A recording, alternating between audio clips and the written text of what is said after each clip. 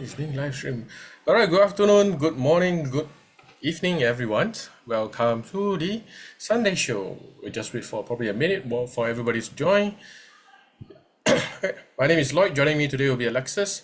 I'll be doing the technical analysis using the currency index, and Alexis will be onto the fundamentals. Yeah, I honestly, I suppose the fundamentals will be quite fun nowadays with a lot of. I'm not throwing shade. I mean, fun has been really fun because I think the news for fundamentals has been coming in fast and hot. So to me, it seems like it's a bit too much to digest.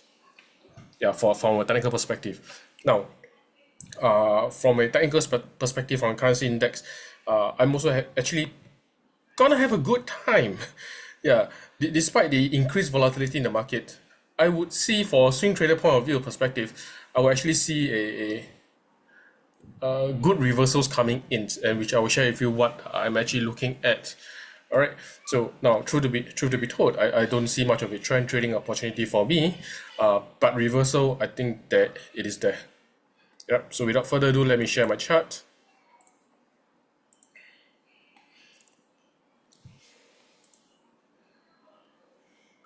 All right, as usual, we'll jump onto the currency index analysis. I will jump from what I think is the strongest and to the weakest. Now, this is my opinion. This is how I do my analysis, and I will say it's quite a simple way of doing analysis. I like to take trades when price is at a support or resistance level. Yeah, why? As a what some would say a dinosaur trader, taking trades at this level, either I get bomb out fast or it will deliver me my huge risk to reward, which I always like to see. So the first top of my list, which I think is the strongest at the moment, might be Kiwi. Now, my currency index analysis is always starting at the weekly chart. Yeah, I always look at a weekly chart. I trade a H4. So weekly chart, as I say, is a granddaddy chart. When things move there, the lower time frame would have easily given me 4-5R. Right, so now why I think the Kiwi is the strongest, let's look at the currency index at this level currently at $56. See this really nice horizontal level that you're seeing.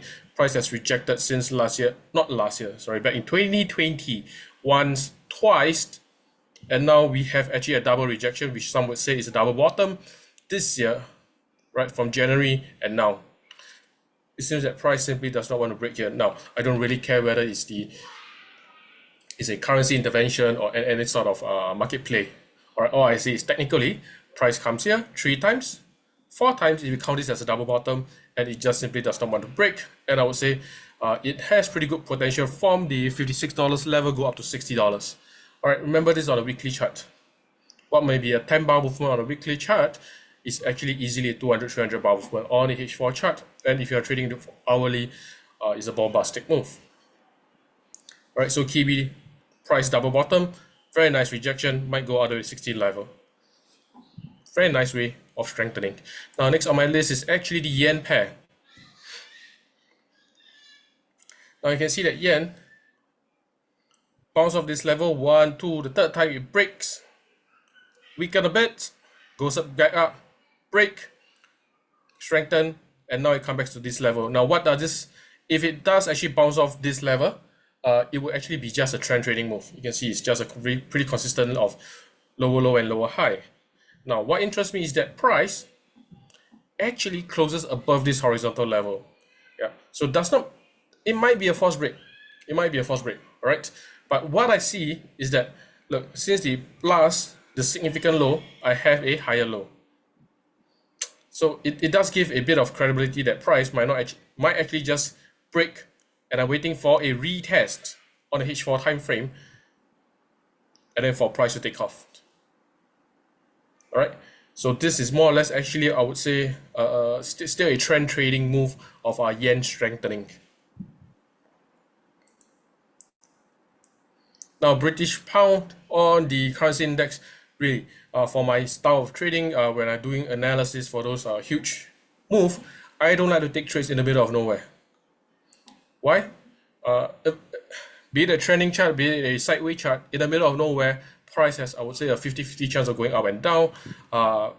look, 50-50 actually applies to all charts, but the problem is that when it goes 50-50 up or down, I don't get my huge wins, and I don't like that. So anything in the middle of the chart, I'll just give it a miss.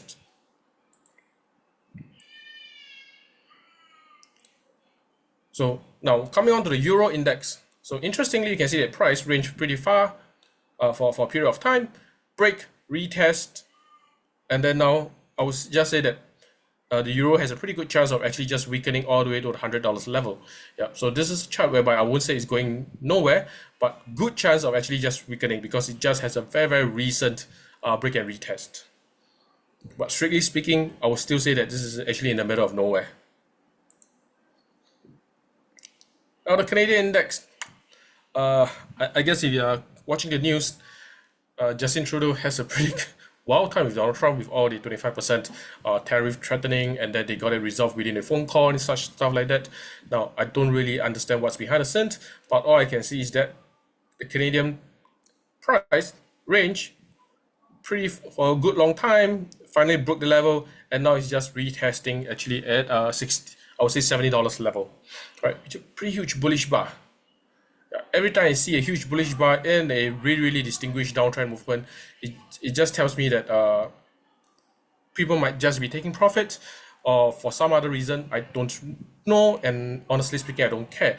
But this is actually a very good retracement bar for me to trade. Now bear in mind this is a weekly chart on the H4. Any kind of rejection pairing with another pair, I'll be happy to go in on a short.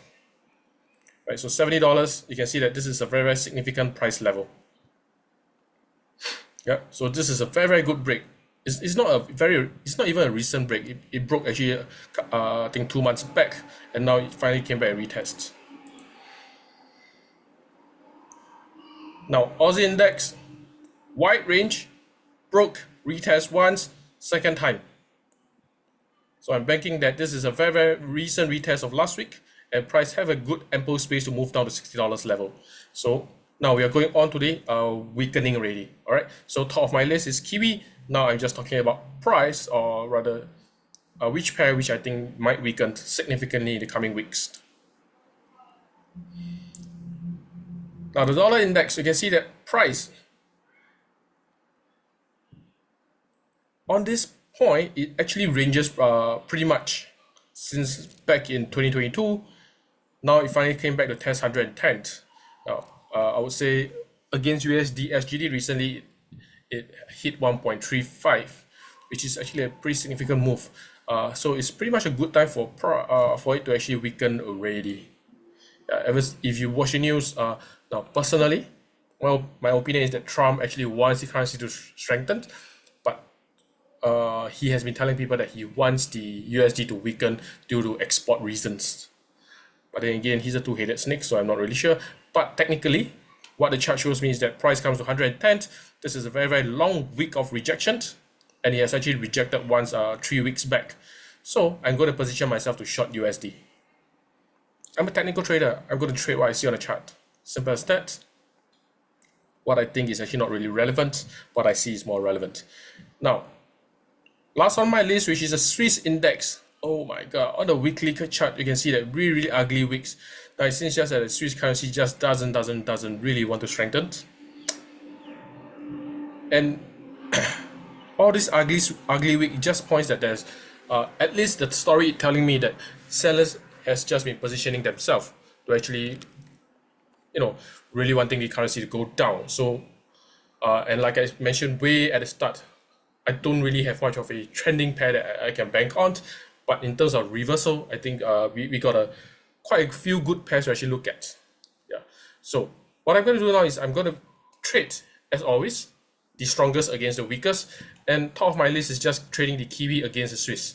All right, so Kiwi is strengthening, Swiss is weakening. So let's have a look at Kiwi Swiss.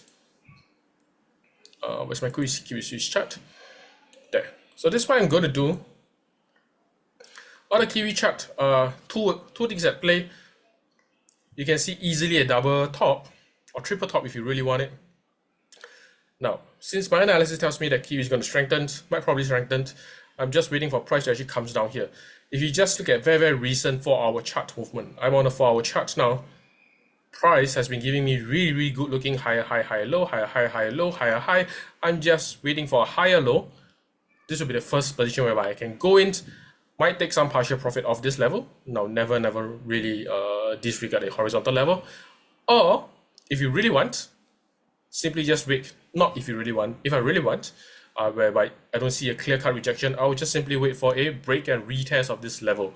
Now, this is a very significant resistance turn support level. So once it breaks, I'm just waiting for some kind of higher low, which will constitute my retest, and I'm happy to trade upwards. If you look in the past, when I trade upwards, it really does have ample space to actually travel all the way up, easily giving me 4 to 5R. Yeah. And if it's a beautiful trend, just let it run, right? Now, next on my list, let's have a look at Kiwi dollar. So you can see that Kiwi dollar pretty much, actually I would say it pretty much looks the same as Kiwi Swiss. Again, because I think Kiwi is going to strengthen, dollar and Swiss is going to weaken. I'm just waiting for some kind of pullback. I'll be happy to place a trade here. Otherwise, the story still goes the same. A break and retest of this really nice looking resistance level. So as we will call it, resistance turn support. So a high low at this level, I'll be happy to actually jump in. And if you look back, again, plenty of potential for the price to move.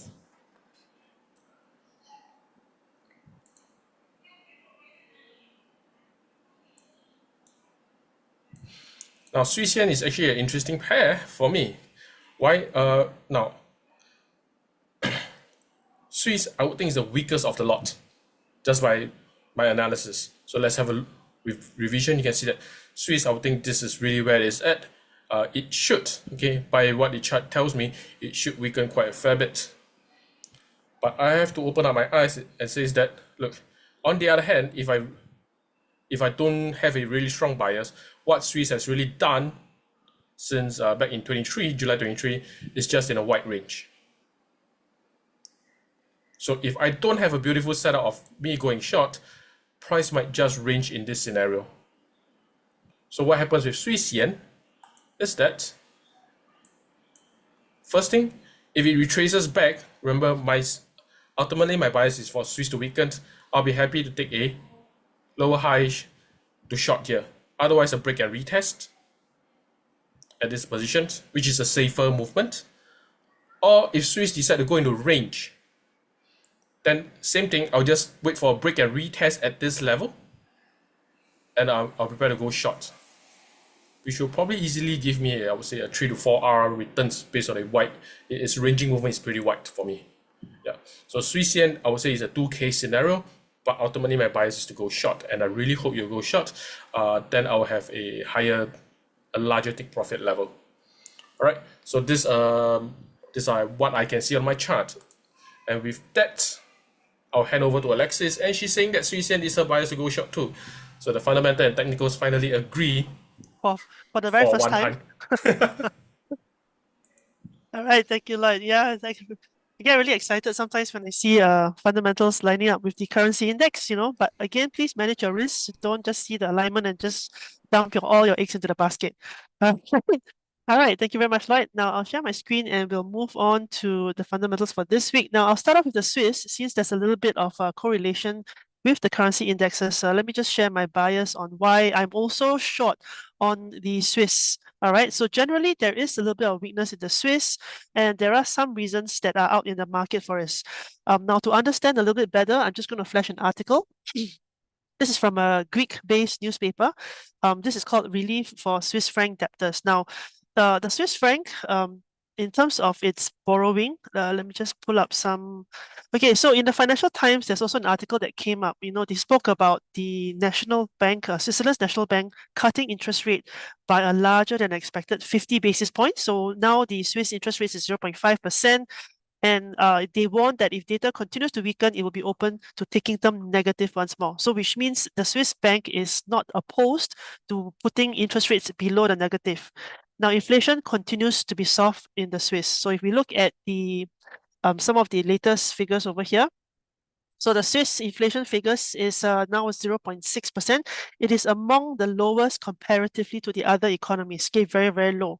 And a lot can happen in a couple of weeks. And again, with Trump in power and with the market volatility so high, the Swiss National Bank only meets once a quarter. So we are coming to the next meeting, I think, if I'm not wrong, in March. And this alone again increases the chance of a move towards the downside. So the Swiss policy rate is already at 0.5%. Given benign inflation and a lackluster pace of growth, this is referring to the quarterly GDP growth is 0.5%, also again pretty low. Now, just what happens is there is a high probability that the Swiss will need to defend the Euro Swiss franc floor at 0.93. All right. So what do I mean by the Euro Swiss franc floor? Now, because a lot of Europeans, they borrow in Swiss, that's called the Swiss debt situation. So currently, if you look at the Euro Swiss, it will really mean that if you have borrowed against the euro for the euro and Swiss, for every dollar of euro, you're actually paying a below dollar back of Swiss back. So there is a soft floor. The soft floor is about 0.93. Let me just shift this a little bit. So there is a floor of 0.93 at this point in terms of the floor that they're looking at, for the potential intervention area. So aggressive interventions might not be in play at this point, given how the new US administration is already on the warpath against currencies who are trying to weaken their currencies against the dollar. So this means that, there is a possibility that the Swiss might act, but again, I think a lot of eyes are really watching on what the US is doing. Now, one very important lesson is that negative interest rates in the past have worked. So when the Swiss introduced negative interest rate in 2015, it was to lower the attractiveness of the Swiss franc, and it did work. So the question is, will they continue to do it in the next currency meeting? All right, the next interest rate meeting. So if that happens, two currencies I'm actually looking at is the Euro Swiss. Now the Euro Swiss, if I go to the weekly time frame, we are looking at a fundamentally or even a technical all-time low. So if I just pull back the chart all the way from the 1980s till now, we are at an all-time low. This 0.93 is a floor that a lot of the Swiss National Bank is actually looking to defend. So the question is, every time it approaches the floor, how much effort will be pushed in to defend the area over here. So it has had to defend this area 3 times already. Now price is ranging in this tight little range over here, and Trump coming in again. Trump policies at this point is making the euro a little bit soft, giving this range-bound movement over here. But if this floor is to be defended, then this floor would be a place for very good buying opportunities, to kind of go long on the Euro Swiss. So when I shift over to risk-off currencies, the risk-off currencies that a lot of people are looking at is between the Swiss and the Japanese yen, two very popular risk-off currencies. So when I look at the Swiss and yen, if we again compare the inflation figures and the interest rate policies in both the economies, the probability of the Swiss weakening is a lot higher than the Japanese yen, especially when the Japanese yen, the Bank of Japan has just increased its interest rates again one more time. So in terms of the Japanese yen, they have increased their interest rates to 0.5%, and this is the trajectory they have been going on for the past, I think, 2 quarters already. So 0.5%.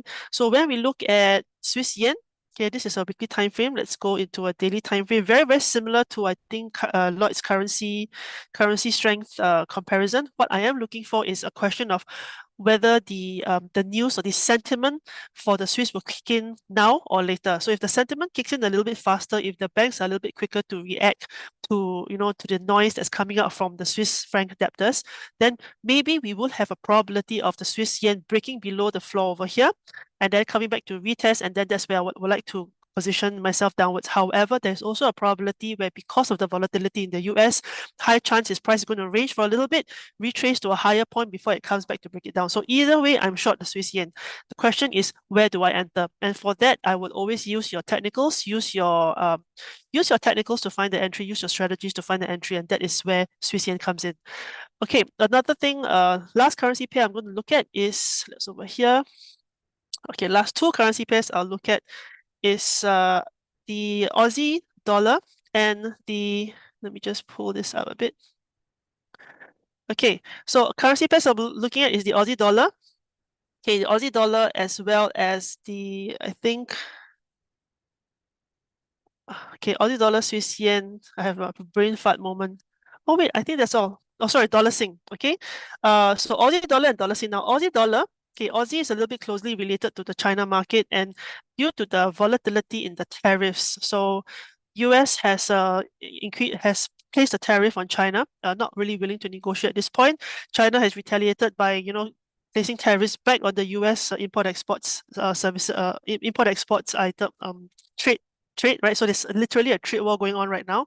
And what's going to happen is, if, for example, that Trump's trade war is going to kind of push to a decoupling on central bank rate cuts, which means because of his trade war, there's a wedge between the world's biggest central banks. So US, the Bank of England, the ECB, and Bank of Canada. So I think a lot of these banks have already cut their borrowing costs this year, and they have left the door open to further reductions amid concerns that the trade war with the US could affect growth. Because if you put tariffs on Canada or Mexico, or tariffs on China, growth in these countries would definitely be affected, and it's a matter of how fast the governments then shift their policies towards the next available country, right? So the reason why I'm slightly bullish on the Aussie is because I am waiting for China's response, which, they have already placed a 10% tariff on the US goods, right? So what that could possibly mean is, importers, exporters, they will probably try to figure out where is the next best country they could shift their import exports business to.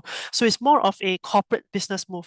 Of course, this doesn't happen instantly. All right. So I would like the Aussie dollar to have some time to move, some time to breathe. So when we look at the Aussie dollar, all right, this is the zoomed out version. On a technical value, let me try a weekly time frame to see an overview. On a technical level, okay, we are reaching almost all-time lows for the last 20 years. The last time it dipped below this level was 22,003 and beyond.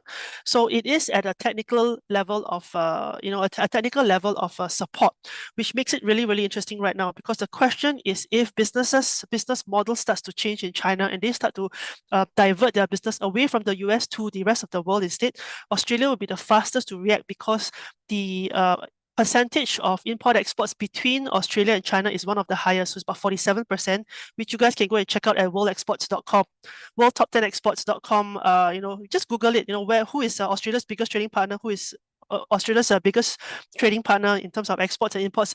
You will see China as one of them. So I think the Australian dollar could be the quickest to react, because they already have a so-called customer base. I put it in open inverted quotes, in terms of trying to translate it to a business decision in that sense. All right. So what is going to happen is money flow is going to change. Now, the Aussie dollar, while I am a bit more bullish on the Aussie dollar, I am not too aggressive, because again, there's a big, huge question mark in the US side, because Trump is, flip-flopping, doing really like what Lloyd said, being a really two-headed person, flip-flopping a lot over there in terms of policies, and this can cause a lot of volatility. However, all right, what I would do is I would like to respect these technical levels. I will be comfortable if your strategy supports, the Aussie dollar long. So I think technically, technicals are really important now. We want to see the sentiment of the buyers come into the Aussie dollar before we actually go towards the long direction. All right. So whilst I love the Aussie dollar long, I'm not going to be too aggressive, because it's a really huge question mark. So Aussie dollar is probably more of a day trading, swing trade kind of situation. I'm not so keen to hold comparatively, for example, to the Euro Swiss, where a policy change could allow for a medium to long-term shift, at least for the next 3 to 4 months. All right. So the different approaches with these two currency pairs would determine probably how you guys would trade it. Again, please use your risk management, not all eggs in a basket. And Swiss yen, again, Swiss yen just playing on the backs of really Swiss policy softness, yen interest rates strength, and the yen is slowly starting to recover in terms of its data. And if we look at the yen unemployment data, 2.4 is still pretty decent. It's still holding firm, while some of the other currencies, or even the Swiss, has also had an increase in unemployment. So the Swiss has an increase in unemployment. Most of the currencies has, I think the Swiss unemployment actually went up for a little bit. This figure might not be correct, but yep, the Swiss unemployment has also gone up a little bit in the last reading. So really, it's really about trying to play the data off each other, and that's why these three currency pairs are on my watch list. And again, anything with the USD, pinch of salt, guys. I think pinch of salt for anything that's paired with the USD. The rest of the currency pairs, it's a little bit easier because the reaction is not as speedy as what's happening with the US dollar currency base. All right, so thank you guys for joining this week. And if you guys are interested to find out more about fundamentals and technicals, you have Paul Hutton tonight at 9 p.m. If you guys have subscribed to it, and I'll be in at 8:30 p.m. if you guys have subscribed to it. With that, I'll see you guys when I see you guys, and cheers. Stay safe.